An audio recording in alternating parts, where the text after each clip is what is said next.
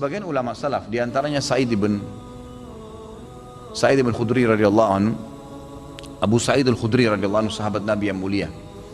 Beliau ini sudah sampai pada tingkat level di mana Ibnu Qayyim mengatakan level orang yang sholat itu ada 5. Level yang pertama, orang yang berdosa dengan sholatnya, kata beliau. Siapa ini orang yang berdosa? Orang yang sholat tidak sama sekali memberikan haknya. Ada orang sholat hanya karena disuruh oleh orang lain, hanya karena tidak enak, mau udu nggak udu terserah. Ini berdosa nih. Percuma dia sholat, dia berdosa. Karena di sini riya, dan tidak ada hubungannya dengan Allah SWT, malah berdosa dengan sholatnya. Ada orang yang kedua, sholat tapi nggak dapat pahala. Dia tahu diperintahkan sama Allah tapi tidak dapat pahala, karena dari awal takbir sampai salam semuanya mengkhayal. Ini orang yang percuma, nggak ada pahalanya. Masuk dalam sabda Nabi SAW, ada orang yang hari kiamat diremuk-remuk sholatnya seperti pakaian kotor lalu dilemparkan ke wajahnya. Karena dari takbir sampai salam nggak ngerti apa yang dia lakukan. Untuk apa sholat kalau begitu? Allah nggak butuh sholat kita, ikhwani. Allah nggak butuh. Biar kita sholat khusyuknya luar biasa, sujudnya sampai berhari-hari nggak angkat kepala, tetap aja Allah nggak butuh dengan itu. Kata Nabi SAW dalam hadis qudsi, Allah SWT berfirman, wahai anak Adam, apapun yang kau kerjakan tidak akan bermanfaat bagiku dan aku akan kembalikan kepadamu. Itu amal kalian yang akan bermanfaat buat kalian sendiri, tidak ada manfaatnya buat saya. Kata Allah SWT, hadis qudsi. Ini luar biasa, harus kita faham nih, yang tidak boleh salah dalam masalah-masalah seperti ini.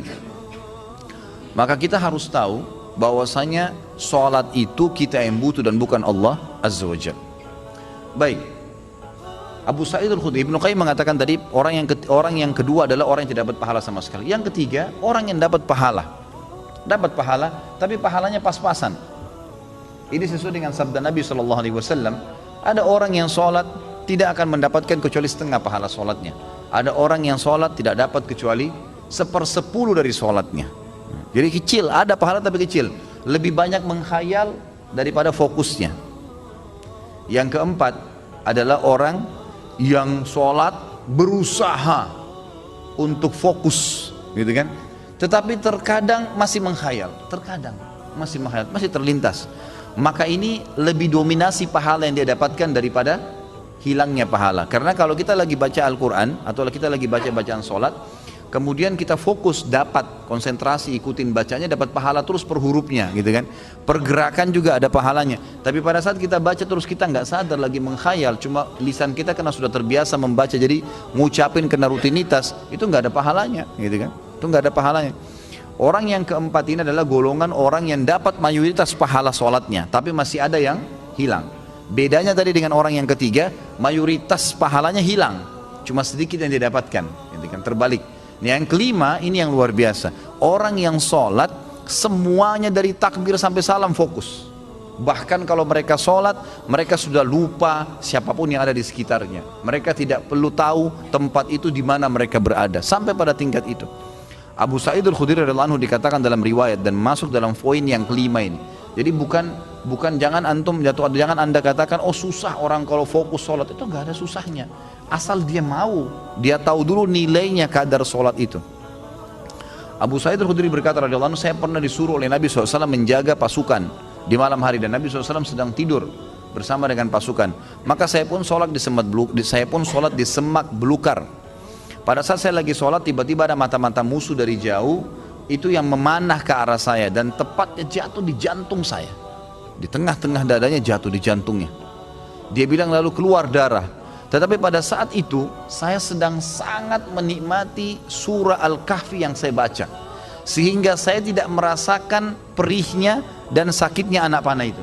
Tetap baca surah Al-Kahfi dengan tenang. Al-Kahfi mengalahkan itu semua, gitu kan? Lalu kemudian dia berkata, mata-mata itu melepaskan lagi anak panah yang kedua. Dilepaskan anak panah kedua, jatuh tepat di sebelahnya anak panah pertama, tergores, keluar darah lagi. Tetap saya masih belum merasakan sakitnya karena nikmatnya membaca surah Al-Kahfi. Sampai musuh itu melepaskan 9 atau 10 anak panah. Sasarannya semua hampir sama, di jantung. Dia bilang, kalau bukan karena saya khawatir, ini sudah mulai berat, ini 10 anak panah di dadanya. Dia bilang kalau bukan saya khawatir saya terbunuh dengan anak panah selanjutnya, Kemudian Nabi SAW dan sahabat-sahabat yang lain akan dibunuh oleh musuh. Demi Allah saya akan selesaikan sholat saya dengan surah Al-Kahfi. Tapi karena saya khawatir itu maka dia ruku. Dia bilang waktu saya ruku, kemungkinan mata-mata itu tahu kalau saya manusia. Tadi dia ragu. Kemudian dia lari dan tidak jadi menyerang pasukan muslimin. Tapi saksi bahasan kita bukan masalah perangnya. Bagaimana Abu Sa'id Al-Khudri bisa fokus sampai tidak merasakan sakitnya anak panah. Coba nih teman-teman di sini kalau digigit nyamuk, ya, digigit nyamuk gimana tuh? Jangan kan digigit, baru suaranya sudah buyar semua konsentrasinya, gitu kan? Seseorang di antara sahabat dan tabi'in dinukil dalam buku-buku tentang khusyuan sholat, kumbang datang menggigit, menyengat dahi mereka, berdarah, mereka nggak bergerak, seperti batang pohon yang kokoh. Luar biasa itu. Karena mereka tahu sama siapa mereka berhadapan, gitu kan?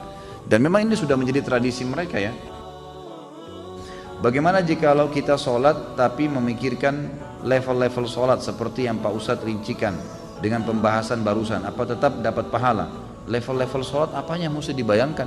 Enggak, fokus bacaan saja, enggak usah bayangkan yang lain. Alhamdulillahirrahmanirrahim, fokus ucapan diucapkan, telinga kita mendengar, mata kita dibuka lihat tempat sujud, udah renungi maknanya. Kalau nggak ngerti maknanya, maka kita ikutin bacaannya. Alhamdulillahirrahmanirrahim, kita dengar dengan kuping kita, gitu kan? Ar-Rahmanir-Rahim kita dengar. Masa kalau dengar musik bisa konsentrasi, dengar Quran tidak bisa, gitu ya? Jadi gitu, seperti itulah. Jadi nggak usah bayangin apa-apa, nggak usah bayangin apa-apa. Tadi ada yang bayangin kambing sama ayam apa segala, nggak perlu, gitu. Apakah level-level tipe sholat tersebut berkorelasi dengan level-level dosa yang telah kita lakukan? Dalam artian level 5 itu dosanya sedikit. Iya tentu saja, karena itu memang ada hadis Nabi SAW ya. Jadi dosa itu bisa menghambat rezeki dan bisa menghilangkan atau mengurangi konsentrasi kepada Allah SWT. Malasnya kita ibadah justru karena adanya dosa, salah satunya. Maka coba perbanyak istighfar, perbanyak istighfar. Saya punya pengalaman pribadi, pernah saya belajar waktu saya masih kelas SMA kelas 3 di kota Madinah pada waktu itu tahun 1993. Kemudian saya di masjid kampus lagi menghafal materi balaghah. Memang agak sulit waktu itu materinya. Saya coba hafal nggak bisa, lupa terus. Saya juga kalau sholat, gitu kan, sering kadang-kadang nggak konsentrasi, lebih banyak menghayalnya. Subhanallah, ada teman dekat saya, Dr. Muhammad namanya, sekarang baru selesaikan S3-nya doktornya. Adik kandungnya Dr. Sulaiman Rahili, sahabat dekat saya, gitu kan. Maka beliau datang ke saya dan mau mengajar. Waktu itu beliau tingkat 2 kuliah di kuliah hadis, ngajar saya. Sebelum buka buku balaghah itu saya dari asar nih sudah baca nggak faham-faham. Dari habis duhur malah. Pulang dari kelas ujian saya baca sampai menjelang isya belum faham. Habis isya dia datang ajar saya. Terus saya tanya, "Akhi, apa sih sebenarnya penyebabnya? Saya kalau sholat nggak konsentrasi, baca buku nggak bisa hafal-hafal." Dia ucapin kalimat subhanallah menyentuh saya. Dia bilang, "Mungkin kamu masih punya dosa." Padahal waktu itu saya masih kelas 3 SMA dan ini teman-teman perlu tahu ya, saya SMA-nya itu di Madinah. Di Madinah itu nggak ada bioskop, nggak ada karaoke, perempuan semua bercadar pakai jilbab. Hiburan kami itu dulu kampus, Masjid Nabawi, gitu kan. Kalaupun kita masuk ke mall, ke pasar-pasar nggak ada musik, beli kebutuhan, kemudian pulang ke kampus. Nggak ada celah yang kita mengatakan ada dosa kayak di Indonesia. Orang yang masya Allah SMA-nya di sini luar biasa kemana-mana. Tapi itu saja masih cukup membuat saya tidak bisa khusyuk gitu. Lalu dia bilang, "Coba akhi, ente istighfar kepada Allah SWT, kemudian coba sholat." Ya, kan? Mungkin tujuan dia waktu itu mengajak untuk sholat taubat ya. Ada hadis Nabi SAW riwayat Abu Daud dengan sanad hasan.